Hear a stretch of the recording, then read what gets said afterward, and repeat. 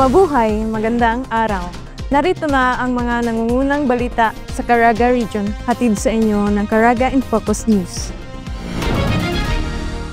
Sa kanyang ika-4 na State of the Nation Address o SONA, binigyang diin ni Pangulong Ferdinand R. Marcos Jr.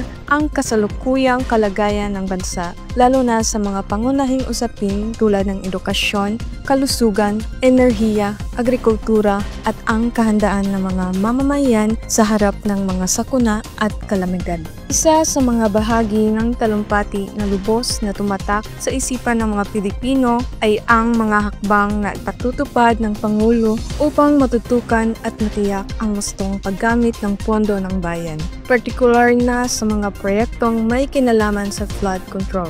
Ang mga proyektong ito ay tinuturing na higit sa kinakailangan sa iba't ibang rehiyon ng bansa upang maiwasan o mabawasan ang mga pinsalang dulot ng kalamidad. Ipinag-utos din ng Pangulo ang pagsusumiti sa kanya ng listahan ng mga proyekto mula sa lahat ng lokal na pamahalaan o LGU upang matukoy kung alin ang mga natapos na, hindi pa natatapos at mga tinatawag na ghost project na siyang pananagutin ng pamahalaan. Naging masaya at makulay ang isinagawang Fluvial Procession ng Abayan 2025 itong Hulyo 27 sa lungsod ng Butuan.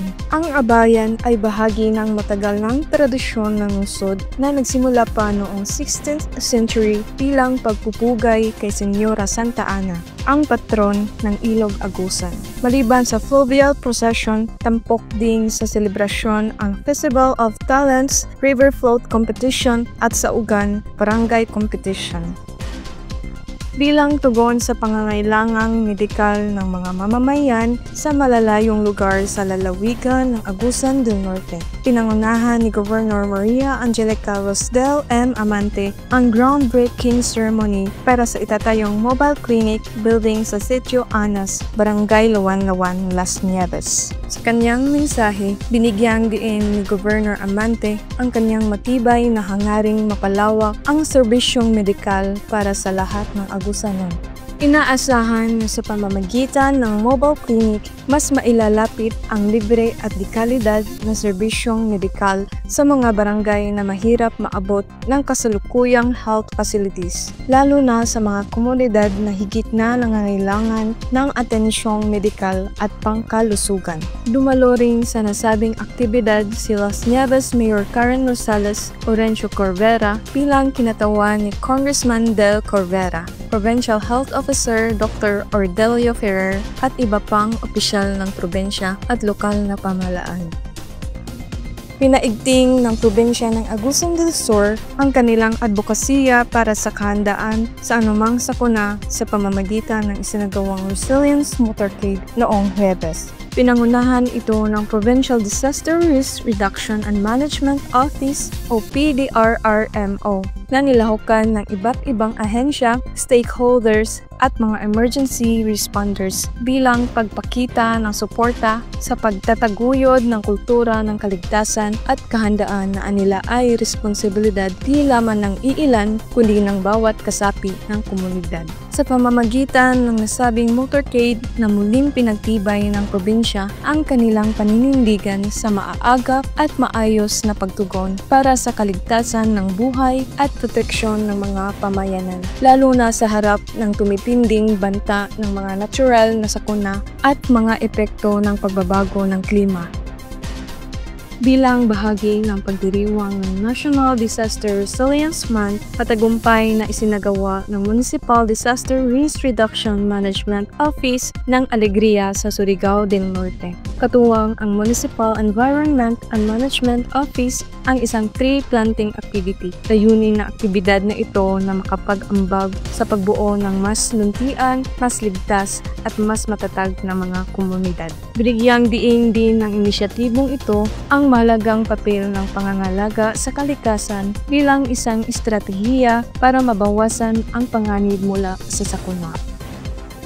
Sa patuloy na kampanya para sa disaster risk reduction at kaligtasan ng kabataan, nagsagawa ang Tandag City Disaster Risk Reduction and Management Office ng Disaster Preparedness Advocacy Session sa Tandag National Science High School noong Biyernes. Ang aktibidad ay bahagi ng programang Safe Schools, Resilient Youth na naglalayong ihanda ang mga estudyante, guro at kawani sa tamang pagresponde sa panahon ng sakuna. Tinalakay sa sesyon ang mga hakbang sa kahandaan sa lindol at iba pang kalamidad, kabilang na ang mga emergency protocols at evacuation procedures. Nagpaabot naman ng pasasalamat ang pamunuan ng paaralan sa pagpatuloy na suporta ng lokal na pamahalaan sa pagpapalalim ng kaalaman sa kahandaan sa sakuna. Tiniyak naman ni CDRRM Officer Revin John Jelly na ipagpatuloy nila ang pagbibisita sa iba't ibang paaralan sa lungsod upang palaganapin ang kaalaman sa disaster preparedness sa buong komunidad.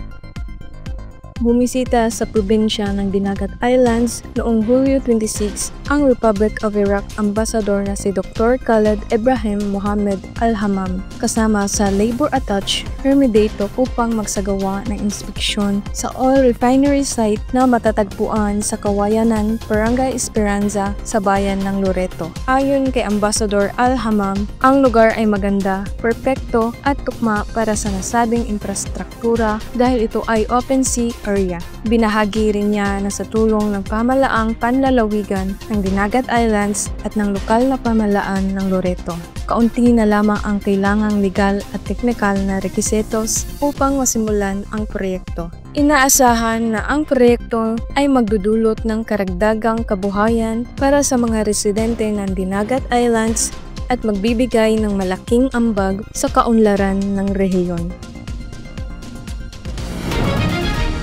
At yan ang makaganapan sa Caraga Region ngayong linggo.